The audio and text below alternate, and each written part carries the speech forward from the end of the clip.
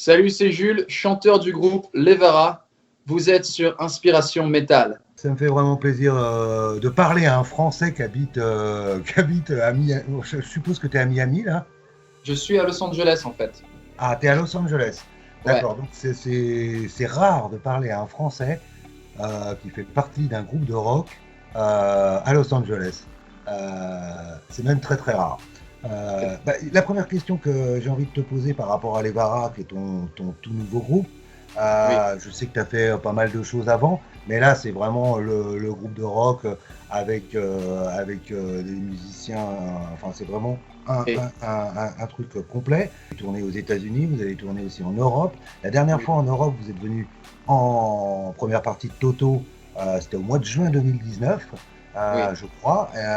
Donc vous avez fait pas mal de shows, hein, 10 concerts avec Toto, 9 concerts aussi en tête d'affiche. Quel souvenir tu gardes de toute cette tournée européenne? Voilà, c'était un peu la culmination de tout. Pendant toute cette année, on avait fait des concerts, quelques tournées aux États-Unis qui avaient un petit peu augmenté petit à petit. On a commencé les petits clubs, après on a fait théâtre et après on est allé en Europe avec Toto, donc devant des milliers de personnes. Donc c'était vraiment la culmination totale de cette année. Et puis c'était vraiment une première quoi. Pour nous en tant que groupe, pour moi en tant que chanteur et frontman, c'est vrai que c'était, disons, stressant d'une bonne façon. C'était la première fois que j'étais dans cette situation-là et c'était plein de super leçons, des challenges et puis des succès, quoi. Chaque concert qui s'est bien passé, c'était un succès. Chaque concert qui sont peut-être moins bien passés, c'était des leçons. Et c'était un peu comme une graduation, quoi, en tant que professionnel, je dirais. En tant que groupe, je me souviendrai toujours de comment on a trouvé notre chanson automatique ou comment cette chanson nous a trouvé plutôt. C'était avec un autre challenge qui arrivait, c'était d'ouvrir pour Foreigner, mais en version acoustique.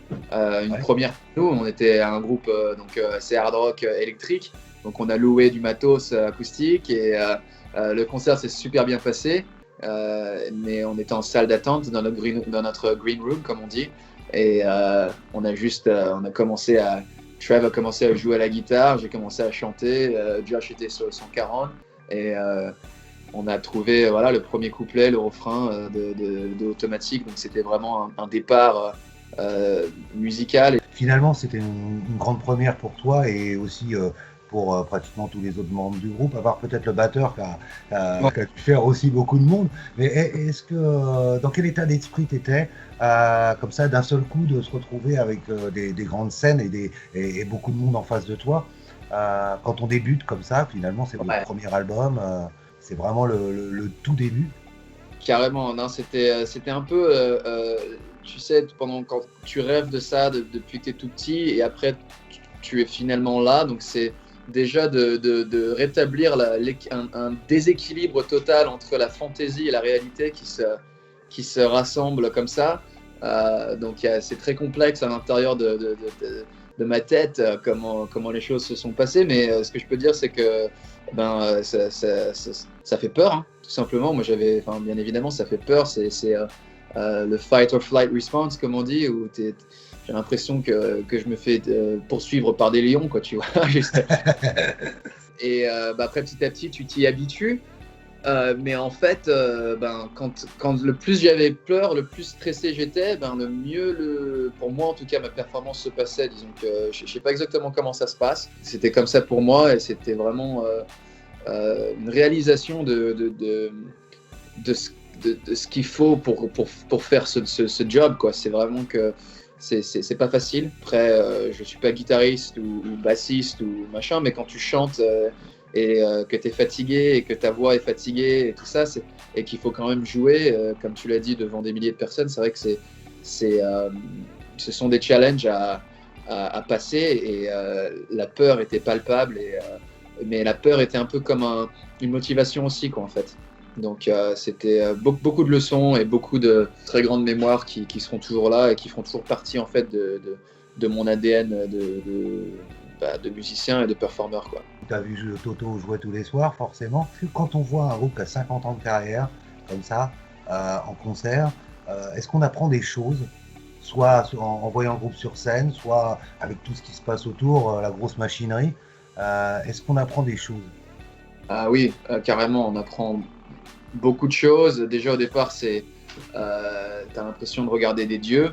Et nous, on est en apprentissage. Donc forcément, dès que tu portes attention, que tu prêtes attention à ce qui se passe, tu apprends plein de choses. J'ai appris que tu es là, t'es un peu un serviteur, quoi. Tu sers les gens qui sont là pour venir te voir, et c'est un peu comme un job de service, quoi, en fait.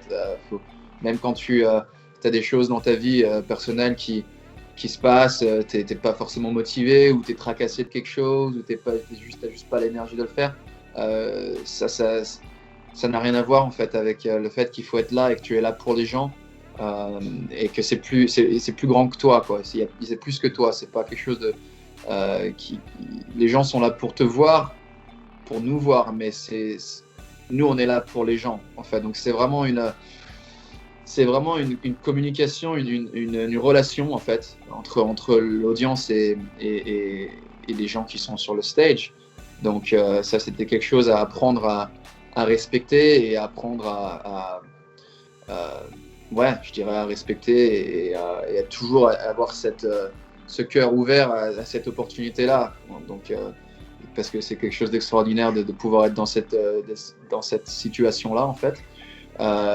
Et puis, qu'il y a tellement de gens, de professionnels hors de la musique qui font que ces choses-là se déroulent cool de source. Je sais pas si j'ai l'expression française pour ça, mais pour que tout se passe bien, que le stage soit en place, sécurisé, pour que le son il soit bon, tous les gens qui bossent dans les amphithéâtres. Je m'en souviens, le dernier concert qu'on avait fini en Allemagne, j'étais resté devant, je me suis placé où la foule était. C'était tout vide, et il était peut-être, je sais pas, 1h30 du mat, et il y avait tous les gens qui étaient là à défaire le stage, et tous les engrenages, les lumières et tout. Et j'étais vraiment bouche bée. J'étais on le sait tous qu'il y a beaucoup de professionnels qui tournent autour d'un groupe et tout ça, mais quand tu le vois et que c'était la fin de nous, notre tournée avec eux, c'était vraiment c'était beau, quoi, en fait. Honnêtement, c'était juste beau, et de réaliser, de voir qu'il y a tellement de parties différentes qui font qu'une tournée et qu'un groupe puisse fonctionner. Pour ceux qui ne vous ont pas vu, comment tu décrirais le groupe sur scène? Je crois que vous avez fait aussi quelques concerts en tête d'affiche. Comment ça s'est passé, et comment tu décrirais le groupe scéniquement? Bon, déjà, à l'époque, on était un différent groupe, on avait différentes chansons. On avait quand même toujours cet esprit rock'n'roll, énergétique, grandiose, un son assez gigantesque, je dirais. Donc, en live, après, avec ces nouvelles chansons qui ont été créées pour l'album, on a encore à voir comment ça se passe en live, mais je pense que ce sera 10 fois mieux, parce que les chansons sont 10 fois mieux. Donc, beaucoup d'énergie, beaucoup de rapport avec les gens dans l'audience, et il n'y a pas beaucoup d'énergie basse, quoi, tu vois. On est vraiment à fond, quoi. On y va à fond, et on s'éclate, on s'amuse, quoi. Donc je pense que en live, c'est sûr qu'on a ça en nous, et comme j'ai dit, avec ces nouvelles chansons-là, j'ai hâte de voir comment ça donne live. C'était en 2019, c'était encore l'époque où vous appeliez ZFG, Zero Fuck Given. Ouais, c'est ça. C'est ça, d'accord. C'est quoi, pourquoi vous avez changé de nom finalement, et est-ce qu'il y a une différence entre le Zero Fuck Given et le Levara d'aujourd'hui, musicalement, j'entends? Bien sûr, donc en fait, quand on a fait Automatic, donc en gros, on est retourné à Los Angeles après notre tournée européenne, et on est rentré en studio avec un producteur, et on voulait vraiment utiliser le studio comme un instrument. On voulait se sophistiquer, se focaliser sur quelque chose de plus moderne. On avait fait des enregistrements qui étaient bien, honnêtement, j'en suis fier, mais on était plus primitif, plus brut, rock, quoi, tu vois. Donc c'était plus live, en fait, mais en studio. Et là, on voulait vraiment, surtout avec la chanson Automatique, parce que c'était quand même une départure un départ musical, même d'écriture, quoi, de type de chanson, un petit peu plus pop, un peu plus FM, je dirais. Donc une fois qu'on a eu Automatique, c'est grâce à ça que Mascot, notre label, nous a entendus et a vraiment accroché et ont voulu nous signer pour un album. Donc grâce à eux, on a eu cette opportunité-là de faire un album. Et quand on a écrit pour l'album, on s'est dirigé avec ce nouveau, quand même ces nouvelles leçons, quoi, ces nouvelles découvertes musicales. Donc on a écrit des chansons un peu différemment d'avant et notre son a suivi cette différente écriture. Après, on était toujours ZFG. On est allé en studio, on a enregistré donc 13 chansons, on en a encore 3 qui sortiront en deluxe d'ici peu, j'espère. Et à la fin de l'album, quand c'était fini, mixé, masterisé, tout ça, on a vécu un petit peu avec le truc.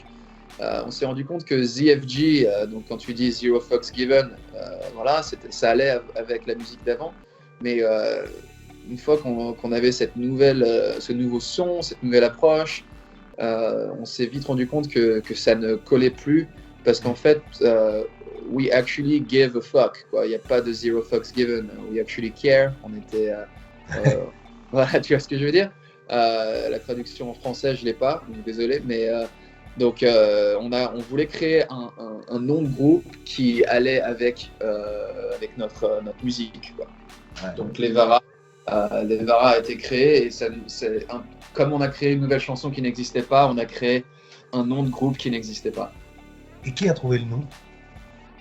C'était un collectif. On a utilisé les lettres de nos noms de famille, en fait. On a tout chamboulé et on a trouvé un nom qui se déroulait bien quand on le disait et qui collait bien. Tu as rencontré les autres membres du groupe. Comment c'est arrivé? Avant, tu chantais dans des hôtels-cafés. Enfin, j'ai vu sur Facebook tout ce que tu as fait. Des mariages aussi. Et comment finalement tu te retrouves avec ce groupe-là? Ouais, donc en gros, quand tu es à Los Angeles en tant que musicien, avec le rêve, tu rencontres beaucoup de gens, tu fais beaucoup de concerts, des petits trucs, des trucs peut-être moins petits, mais bon, à la fin du compte, c'est tout un périple. Et puis, tu rencontres des gens en no way, sur la route. Donc, j'avais rencontré Trev quelques fois. On s'est croisés dans les scènes de live music à Hollywood, à Los Angeles. Mais on ne se connaissait pas tant que ça, mais on se suivait en ligne. Et puis, lui et Josh voulaient se lancer dans le studio et juste s'éclater sur une chanson et faire du rock, du rock ils n'avaient pas l'opportunité de faire ça dans leurs projets respectifs. Donc, une fois qu'ils avaient cet instrumental de ouf, d'ailleurs, qui était top, on ne l'a jamais sorti, mais c'était notre première chanson. Ils avaient besoin d'un chanteur et d'une chanson avec paroles et mélodies. Donc, ils ont bien aimé ce que j'avais écrit et on s'est retrouvés en studio pour enregistrer les voix. Et c'était là vraiment la première fois que j'ai rencontré Josh et que j'ai vraiment rencontré en fait Trev, une vraie rencontre, quoi. Donc, c'était vraiment une chanson juste pour s'éclater. Il n'y avait pas de groupe, il n'y avait même pas d'envie de faire un groupe au départ. C'était vraiment juste une session en fait. Et donc c'était c'était votre première expérience en studio à tous, enfin ensemble en tout cas. Comment ça s'est passé? Est-ce que donc vous avez enregistré tous ensemble dans un vrai studio, c'est-à-dire pas tous à la maison comme ça se fait beaucoup maintenant. Justement, qu'est-ce que vous vouliez retrouver en travaillant en studio comme ça pendant 6 semaines, en étant tous ensemble? Est-ce que vous aviez un son particulier? Vous aviez envie de créer quelque chose? Vous avez quelque chose en tête? Bien sûr, disons qu'on avait déjà plus de 2 ans d'expérience en tant que groupe ensemble. On avait déjà fait des enregistrements ailleurs, mais comme j'ai dit, qui étaient un peu plus primitifs, qui étaient moins travaillés et produits. Donc on avait quelques expériences comme ça. Donc on avait cette comparaison, je dirais, des choses qu'on aimait, mais aussi qu'on n'aimait pas de ce qu'on avait déjà fait. Donc on avait ces repères-là. Et puis après, on avait nos repères qu'on a découverts en tournée. On a vu ce qui marchait bien avec certaines personnes, ce qui marchait moins bien. Donc toutes ces choses-là se sont retrouvées en nous. Et puis, on a passé beaucoup de temps et avec beaucoup de discipline d'écrire des chansons pour l'album. Donc, comme j'ai dit, on était quand même vachement préparés. Certaines chansons de l'album, on les a commencées avec notre session Pro Tools qui était pour les démos. Donc, on avait quand même un bon blueprint, une bonne map, des bons plans musicaux pour commencer cet album et ne pas perdre de temps au départ pour essayer de trouver un son peut-être et ne pas réussir peut-être pendant 2 semaines. Tu vois, on est vraiment rentré et on savait ce qu'on voulait faire.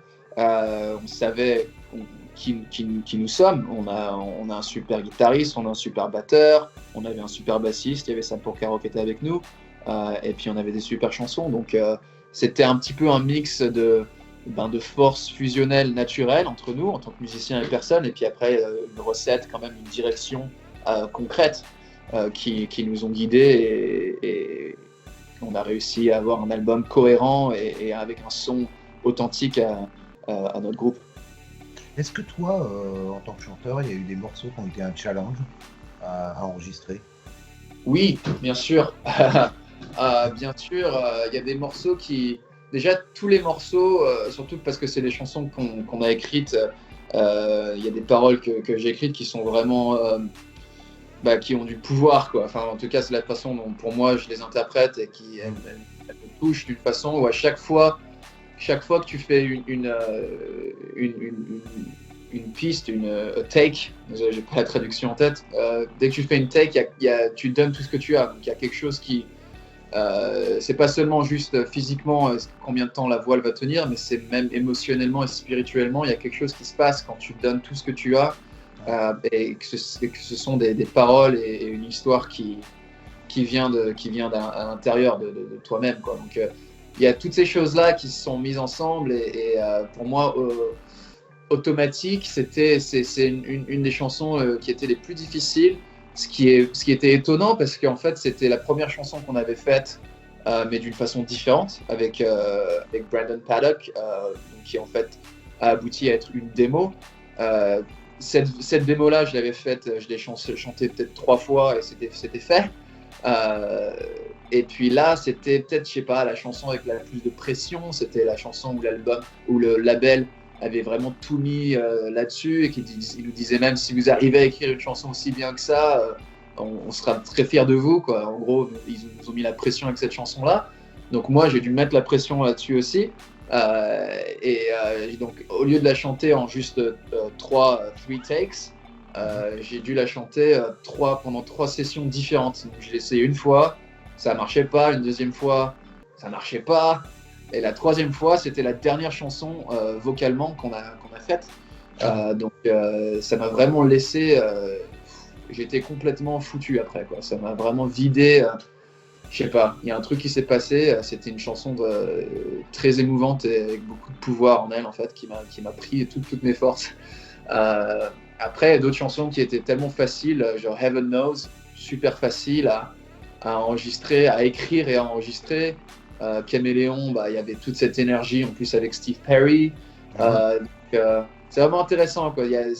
C'est pas juste faire de la musique et enregistrer la musique, il y a quand même une connexion avec notre inconscient, quoi, notre subconscient qui est palpable et qui est réel.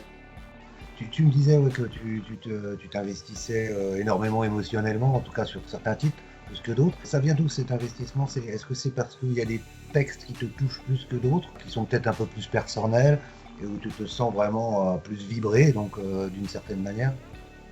Oui, totalement. Après, toutes les chansons qu'on a écrites, je les aime toutes, et tous les textes et les paroles et les messages, elles ont toutes quelque chose de spécial. Genre On for the Night, c'est une chanson qui n'est pas à propos de moi ou ma vie, mais à propos de quelqu'un d'autre, une fan à nous qui avait eu des tendances de suicide, qui nous en parlait, et on pensait que c'était quelque chose d'important à faire partager avec de l'espoir et à aider d'autres personnes. Après, il y a aussi le fait que c'est pas que une chanson, c'est aussi le pourquoi. Le pourquoi est-ce qu'on fait ça? Pour moi, c'est une confirmation de mon existence, quoi. J'ai toujours voulu j'ai toujours eu ce rêve d'être chanteur, musicien, d'être un artiste. Donc il y a tout bah, il y a cette anxiété en tant que performeur, tu as envie de toujours être à 100%. Donc il y a cette pression qu'on se met automatiquement en soi. Et c'est quelque chose de bizarre même à expliquer, c'est complexe même à comprendre, mais j'étais assis en studio, on fait des chansons de ouf, il y a des musiciens de niveau extraordinaire, il y a Steve Perry, on a le label, finalement on est là, on a un budget, ça va sortir, et je suis genre, c'était pas juste un rêve, quoi. Là c'est la réalité aussi, mais il y a toutes ces trucs fantastiques et la réalité qui sont genre juste, qui sont explosés ensemble, qui sont là. C'était juste des choses extraordinairement positives, mais après il y a tout ce qui vient avec. C'est genre, ok, maintenant c'est plus juste un rêve dans ma tête et machin. Là c'est vraiment, on est là. Et il faut assurer. Ouais, tu me parlais de Caméléon. C'est vrai que là, bon, il y avait quand même Steve, je crois qu'il y avait Steve Lukather qui était là, il y avait Steve Perry, Sam Porcaro aussi. Comment ça se passe quand c'est des légendes, hein, Steve Perry, je veux dire, c'est un chanteur magnifique et que tout le monde connaît. Comment ça se passe quand on travaille avec des gens comme ça, qu'on enregistre, même si je crois qu'il a fait quand même des parties vocales. Comment on travaille et est-ce qu'on est en admiration? Est-ce qu'on apprend beaucoup aussi à le voir chanter comme ça en studio? Carrément, ouais. Donc, bon, déjà, Steve Lukather n'a eu aucune influence musicale sur notre album, bien qu'on aurait bien aimé, mais c'était quelque chose d'important de se séparer du père de Trev le plus possible pour que Trev puisse être son propre homme, musicalement parlant et tout ça. Mais ouais, donc Steve Perry, quand il est venu, c'était juste pour être avec nous, juste pour être un témoin, parce qu'il aimait beaucoup notre musique. Bon, je savais qu'il aimait déjà beaucoup ma voix, donc ça a aidé, mais j'étais bien évidemment stressé et anxieux quand ils me disent bon, Steve Perry vient aujourd'hui, et c'était justement spécialement parce que je commençais à chanter sur une chanson et qu'il voulait être là pour ça. Donc voilà, ça te met la pression. Mais directement, c'était un supporter, c'était un mentor, et ça a commencé par quelques notes. Oh Jules, si tu chantes ça ici, comment est-ce que ça, essaye ça. Donc j'ai quelques notes par-ci par-là qui sont la note Steve Perry. Après à la fin de la session, c'est bon, génial, bon bah je vous vois demain. Hein. Et on était genre ah ouais, ok, donc il revient, ok cool, donc il revient le lendemain. Après petit à petit, c'était au départ bon, pas de photos s'il vous plaît, c'est quelqu'un de très privé. Ce dont on respecte à 100%. Mais après, petit à petit, c'est vidéo, des photos. Il demande c'est quoi donc les paroles, laisse-moi écouter ça, machin. Après, c'est un peu aussi pour les guitares. Il a quand même vachement bossé sur certains solos guitare avec Trev, donc Caméléon. Ils ont tous les deux composé ce solo ensemble.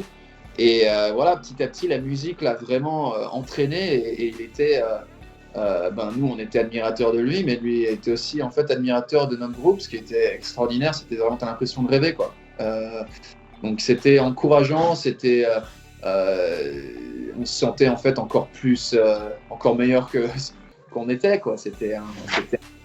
Ça nous a augmenté, quoi, tu vois.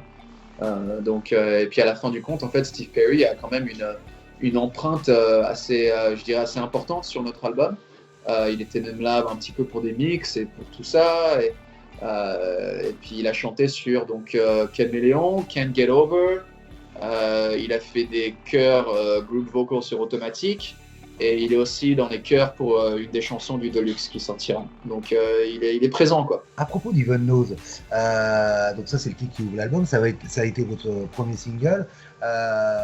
Moi j'ai remarqué que sur la fin du morceau, tu chantais très très haut. Tu ne fais pas beaucoup sur l'album, hein, sur le dernier, sur la balade aussi où tu chantes assez haut.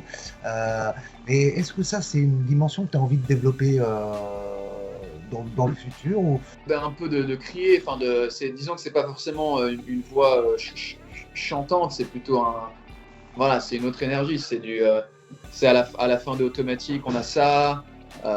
Disons que la façon dont je vois les choses, c'est si tu es tout le temps à 10 ou même à 11, ça devient too much, quoi. Ça devient fatigant. Je trouve ça même génial que tu penses que je l'utilise pas beaucoup, parce que pour moi, j'ai l'impression de chanter vachement haut sur presque tous les titres en fait, mais c'est aussi le style de notre musique. Et puis j'ai toujours eu une voix plutôt soprano depuis que je suis jeune. C'est une arme spéciale à utiliser au bon moment, et le plus important, je pense, pour les musiciens et les artistes, c'est d'utiliser les choses avec du goût, et ne pas forcément l'utiliser juste parce que tu peux, quoi, tu vois. Donc il y a un appel, faut que ce soit essentiel au moment et à la chanson, je pense. En tout cas, moi j'aime beaucoup le clip, très vintage, là, on se retrouve dans les années 60, fin des années 60, début des années 70, avec les costumes spéciaux, etc. Enfin, on se retrouve plongé dans un autre univers. C'est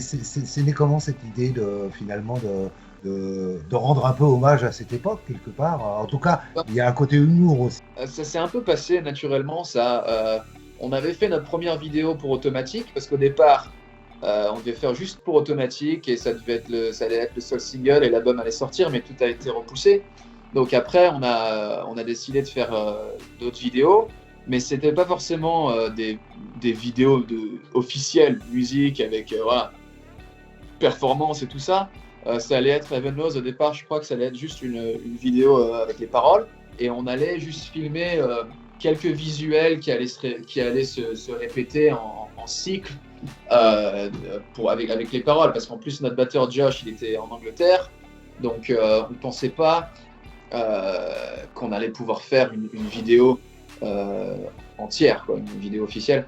Mais quand on s'est lancé avec l'écran vert derrière nous, avec les costumes, avec notre couleur à thème, puis on a bu quelques boissons, bien effervescentes. On s'est bien éclaté, et on a tout filmé. Et à la fin du compte, notre directeur et producteur de la vidéo, il a dit je pense qu'on devrait faire juste une vidéo, il n'y a pas besoin de mettre les paroles, c'est fun, c'est engageant, c'est vif.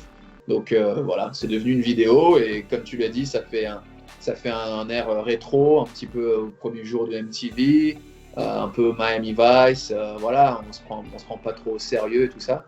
Donc c'était bien fun.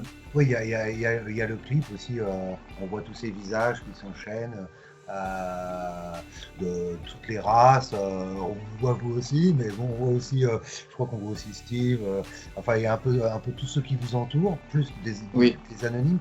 Vous aviez envie de faire passer quel message par rapport à ce clip? Un message en fait, qui contre le point de départ du message de la chanson, c'est-à-dire on est tous un peu comme ça, on a tous quelques réservations par rapport à nous-mêmes, et qu'on ne veut peut-être pas forcément montrer à tout le monde. Voilà, un côté introverte, et puis au niveau humain, voilà, on a toujours eu des problèmes entre les races, les pays, les religions, les trucs comme ça. Et nous, notre musique, c'est fait pour casser toutes ces barrières. Donc, quand le concept de la vidéo est venu, c'était parfait. C'est aussi ça qui a apporté cette possibilité à la chanson de découvrir une nouvelle perspective. Et puis voilà, de commencer, quand on a commencé Noir et Blanc, parce que en Noir et Blanc, on était tous un peu plus incognito, plus voilà, cachés, camouflagés, enfin bref, on cache nos couleurs, voilà. Et puis après, petit à petit, quand on a mis les couleurs qui sortent avec le guitare de solo, c'était un peu comme un symbole de voilà, la musique et tout ça nous rassemble, et quand on est là, quand on est dans ce rassemblement-là, on peut s'épanouir, et on peut être nous-mêmes, et on peut montrer nos vraies couleurs, et sans avoir crainte d'être rejeté et tout ça, quoi. Ouais, la couleur, ouais, c'est un truc très important pour vous. J'ai vu la pochette avec le nom du groupe, et en fait très simple, mais avec beaucoup de couleurs. Comment vous avez travaillé sur cette pochette? Est-ce qu'on vous l'a proposé, ou est-ce que c'est vous qui aviez cette idée un peu de toutes les couleurs, le rose qui domine quand même pas mal? Ouais, les couleurs, c'est quelque chose qui est venu quand on a fait la vidéo de Automatique. On avait tous notre couleur appropriée à nous, un peu. Donc moi, c'était le bleu, Trev, c'était le rose, Josh, c'était le vert. Et comme Automatique, c'était la chanson numéro 1 un peu du label, c'est la chanson qui a commencé ce nouveau chapitre pour nous et qui a ouvert cette possibilité-là de faire un album. Ça a un peu pris une présence supérieure sur tout le reste. Donc une fois qu'on a commencé ça et la vidéo c'est bien terminé, on a continué avec ces couleurs, quoi. Donc continuer avec ces couleurs-là pour Heaven Knows. Et puis une fois que Jake Hayes, qui a fait nos vidéos, qui a aussi fait les visuels et la pochette, qui a créé l'écriture de notre groupe et tout ça, il nous a envoyé quelques options, comme tu as dit, simples, mais tout de même qui marchent, qui sont exactement ce dont on avait besoin. On a totalement accroché et on voulait avoir nos couleurs qui soient là, qui fassent partie de la pochette. Donc voilà, c'est vrai, quand on ferme les yeux et qu'on écoute notre musique, on a toujours vu des couleurs vives, bien, il y en a d'autres, il y a du jaune, il y a du violet, il y a tout ça, quoi. En espérant même qu'il y a toutes les couleurs. Mais voilà, de créer cette connexion entre la musique et les couleurs et la vision, quelque chose qu'on puisse presque toucher, quoi. Donc c'était ça le but. Il y a une dimension très rock dans l'album. Si on parle de Ivanhoe, ça commence, il y a les guitares, il y a beaucoup de solos très rock, et il y a aussi cette dimension pop. Qui amène justement cette dimension pop, d'où ça vient, ça, ce côté très accrocheur? Il y a vraiment des refrains, tu parlais d'automatique, oui, c'est vrai que ça se mémorise très vite, et après on chante sous la douche, enfin en tout cas moi, mais il y a toujours cette dimension. Moi je viens pas vraiment du monde du rock. Quand on a commencé ce projet-là, c'était plus un peu comme une expérience pour grandir, pour m'émanciper, pour trouver d'autres choses, et surtout c'était un challenge qui m'a apporté beaucoup de choses, mais j'étais pas chanteur de rock. J'aime la musique rock, hein, j'ai beaucoup d'influence du rock, mais j'avais jamais pensé faire du rock vraiment. Donc j'ai toujours écrit les top lines plus du point de vue R&B et pop. Et c'est ça aussi qui a apporté quelque chose de frais, de fusionnel avec le hard rock, avec les années 80, avec les gros sons de stade, un peu à la Journey, un peu à tout ça, quoi. Donc je dirais que c'est les mélodies et les paroles et la façon dont les chansons sont écrites avec ce son rock. Pas tout le temps agressif, mais quand même un bon son rock quand même. Voilà, c'est pas du rock acoustique, quoi.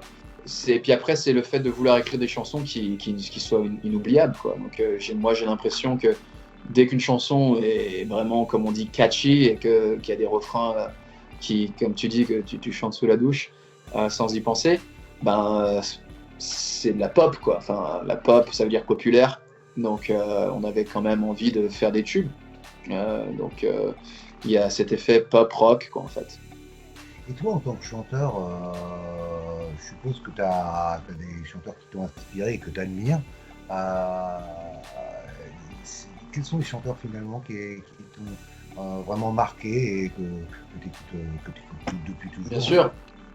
Il y en a beaucoup. Il y a beaucoup de genres de musique différentes. Après, la première marque indélébile que j'ai eue dans ma vie, c'était mon premier concert, j'avais 5 ans. Je suis allé voir Johnny Hallyday avec mon père, les Nuits de Fourvière à Lyon.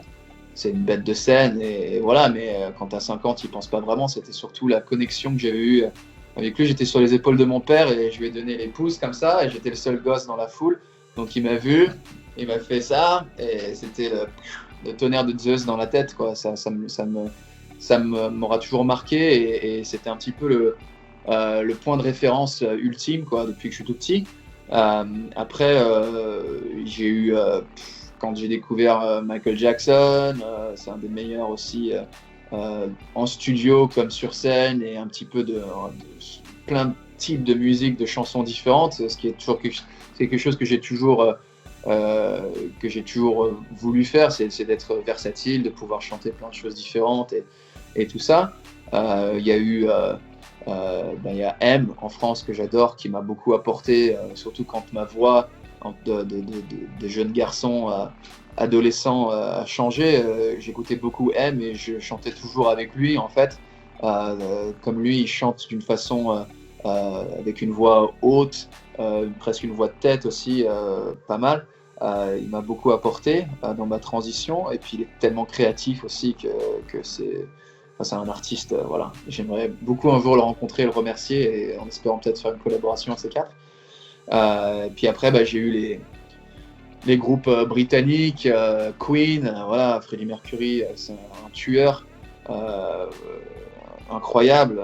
Il y a eu Led Zeppelin, il y a eu voilà, tous les groupes iconiques, les chanteurs qui montent très haut, quoi. Même du Paul McCartney quand il fait Helter Skelter, toutes ces choses-là, au niveau du rock.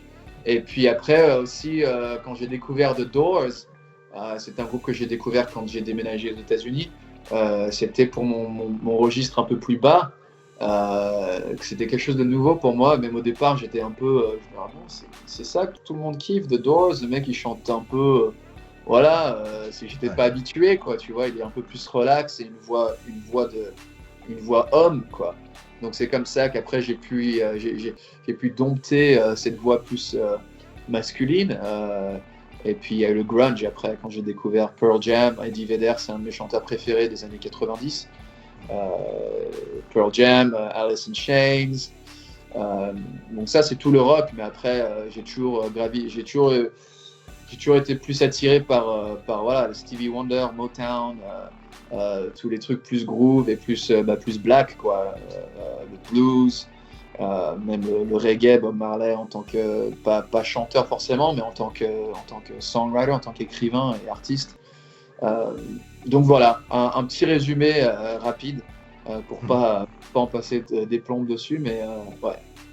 Alors, en tout cas, il y a un truc incroyable, c'est quand on découvre l'album, si on regarde pas les noms et tout ça, on peut pas se douter que t'es français.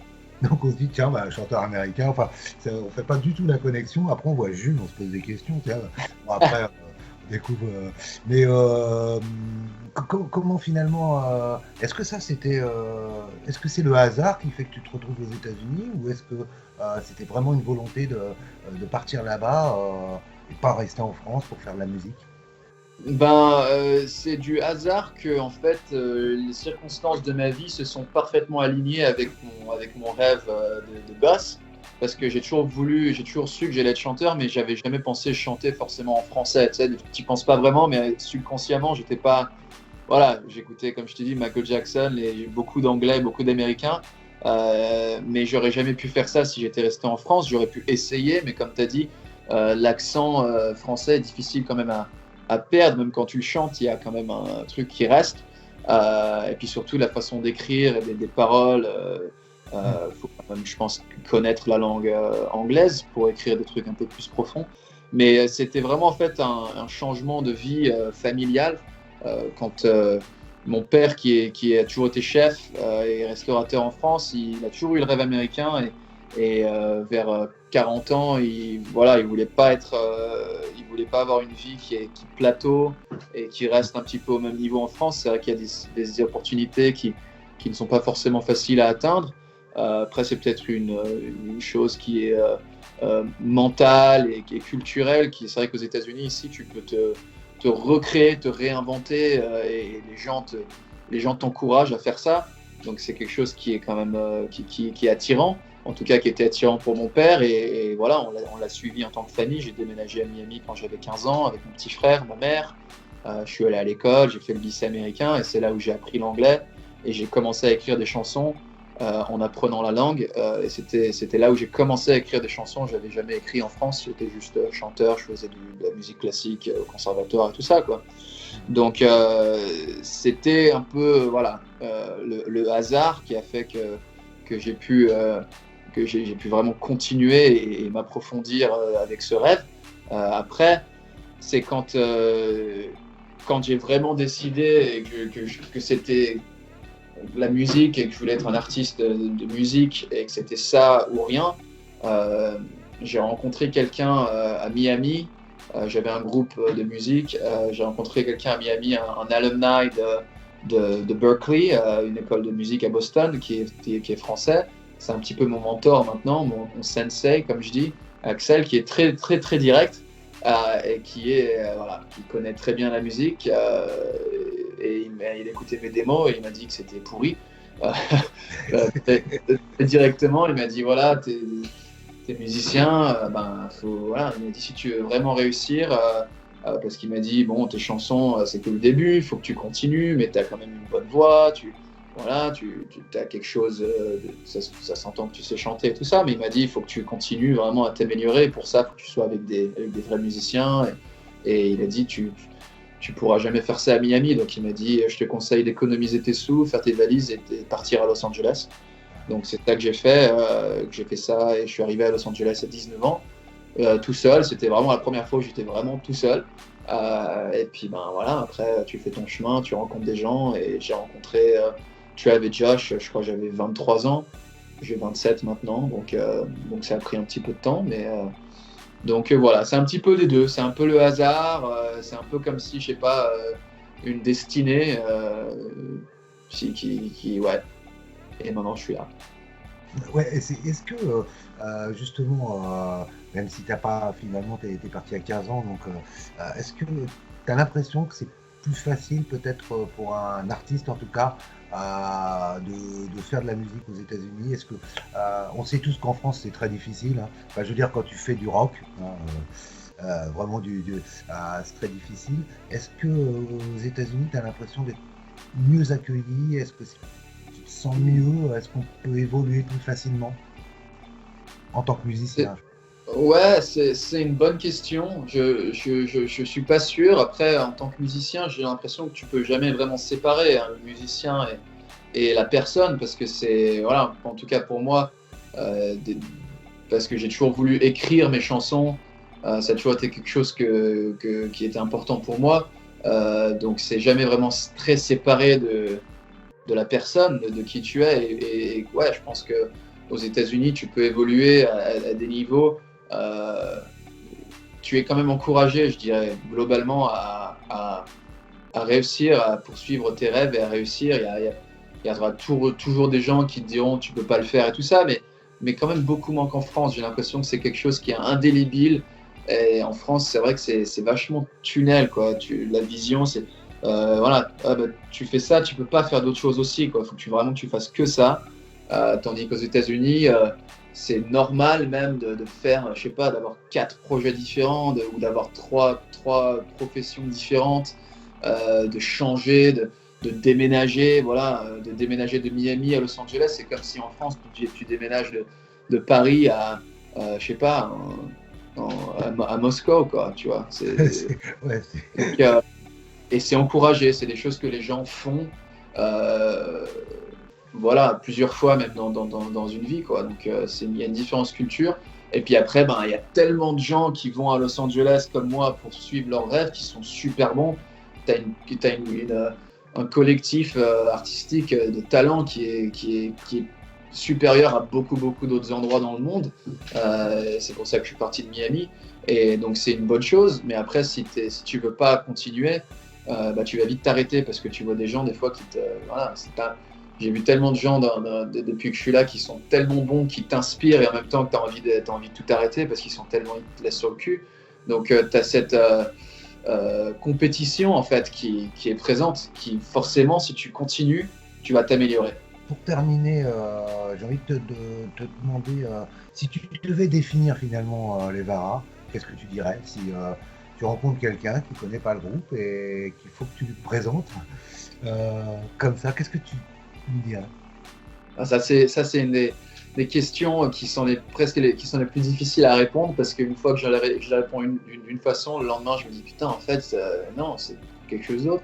Donc voilà, je vais juste le dire, je suis pas critique de musique, donc c'est pas facile à dire en plus de ta propre musique, mais donc c'est bien évidemment du rock anthémique, d'un son assez gigantesque, avec des chansons inoubliables, et c'est du rock fait par des musiciens, mais qui n'est pas créé que pour des musiciens et qui est accessible, je dirais, pour tout le monde.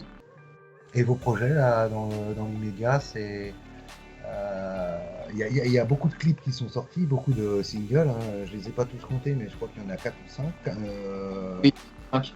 5 singles, t'as la moitié de l'album. C'est quoi le prochain objectif? Est-ce que le prochain single, vous y pensez aussi? Le prochain objectif, ce serait de partir en tournée, de faire des concerts, d'aller rencontrer les gens face à face, de cette vraie connexion avec la musique. Après, d'ici là, voilà, l'album vient de sortir, donc on continue à promouvoir l'album. J'aimerais bien qu'on puisse se produire en concert ou au moins sur une scène télé, des trucs comme ça, quoi, de faire du live, de faire des concerts. Je ne sais pas quand ça va pouvoir se passer, bien évidemment, avec la pandémie, avec des choses pour nous voilà, il y a pas mal de choses encore à finaliser.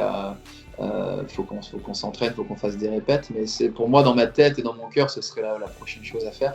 Donc pour l'instant, on continue à écrire. De toute façon, on s'arrêtera jamais d'écrire.